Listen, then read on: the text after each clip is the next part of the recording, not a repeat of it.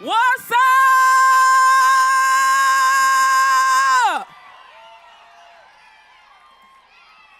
My name is Cherisse Scott, and I'm CEO and founder of Sister Reach. Is it Memphis in the house? Glad to be here, glad to be here. 1 year ago, when the initial Women's March was organized, I, like many of my reproductive justice comrades, took a stand on the local, state, and national level not to support the march, that to many of us felt like a guilty gesture from mainstream feminists we felt had become complicit in the service of their own privilege by not voting in the best interest of all of us. And if they voted, they had not called in the behavior or been influential enough to move their own base or family members and peers to the polls in service of human rights for all of our liberation and freedom. The hard work of reproductive justice and other women of color-led activism that have been happening on the ground, mobilizing a base of voters the mainstream called low-propensity voters, though we knew that was rhetoric, was invisibilized as we watched presidential results in state after state won by conservative voters. We have been abandoned again. It did not matter that Black women turned out at 94%.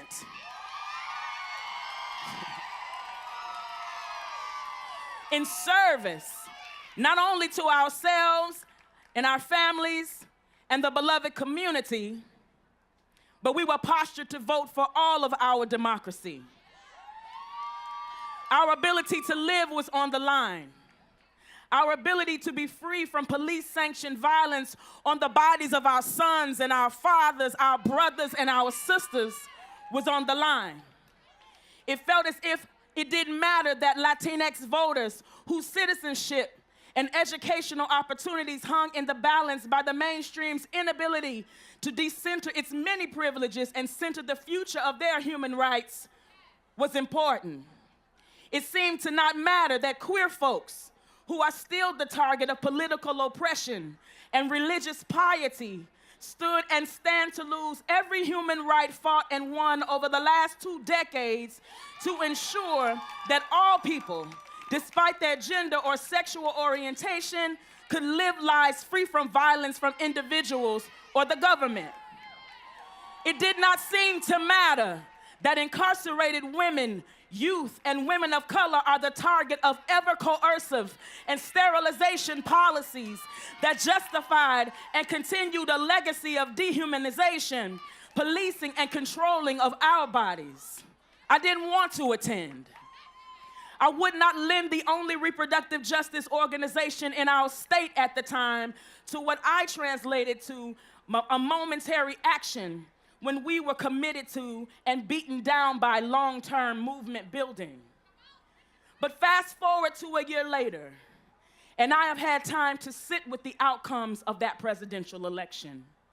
Our role as Black women and the fact that our oppression is ever present is further making me recognize that our individual nor our collective movements had truly been able to move the needle as an all-out annihilation of every human right we hold dear was being dismantled before our eyes. This war on women and our families not only impacts the 94% of Black women who showed up at the polls, but it impacts all of us. This past December, I was asked to join a meeting in Marrakesh, Morocco, with international thought leaders from some of the most vulnerable countries and continents in our world. For a week, we grappled with the oppression that we all faced, systemic oppressions that were devouring whole communities and ancient spiritual customs who did not and would not bend to white supremacy's manipulation and misapplication of biblical texts.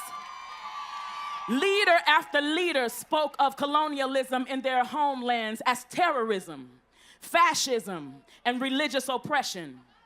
These leaders didn't highlight the breakdown of support and power within their progressive communities, but they lifted up the catalyst that has fueled our collective oppression, a lingering and indelible superpower that was not only oppressing them, but humankind. Suddenly, my anger and resentment of a march I resented seemed less significant. My need to preserve the integrity of reproductive justice was and is still intact, but not to the degree that I have valuable time and energy calling in or out every misstep of my activism counterparts. We're all in trouble if one of us is in trouble.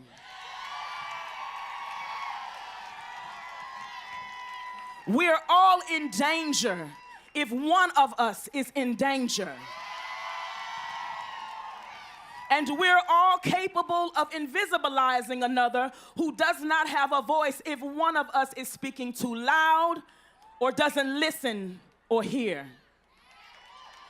Suddenly, I knew that I could no longer participate in this work in a vacuum or in constant rage or angst of internal conflict with problematic or potential allies. Do not misunderstand my passion, though, or these words. I will fervently continue to lift, amplify, center, and fight for Black and brown people, whether they are gay, straight, undocumented, incarcerated, people of faith, young people, college students, disabled people, or our elders with the foundation and lens of reproductive justice. But I am unwilling to participate in this work without all of us. And I will be holding all of us accountable for the outcome of just one of us. We cannot do this work as Black women and people alone, white people alone, Latinx people alone, Asian and or Pacific Islander or Native and Indigenous people alone. All of our human rights are at stake. Yes, it is still necessary to center those on the margins, but in that centering, we must do it in the service of humankind. The conservatives keep winning because they are sold out to one belief system that is unified with one strategy. That is their power.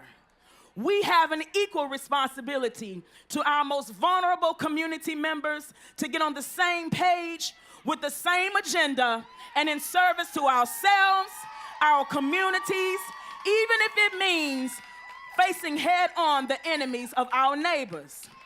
So, I invite all of us to stop the pettiness, stop the respectability politics, stop the divisiveness, stop the co-optation, stop the sabotaging.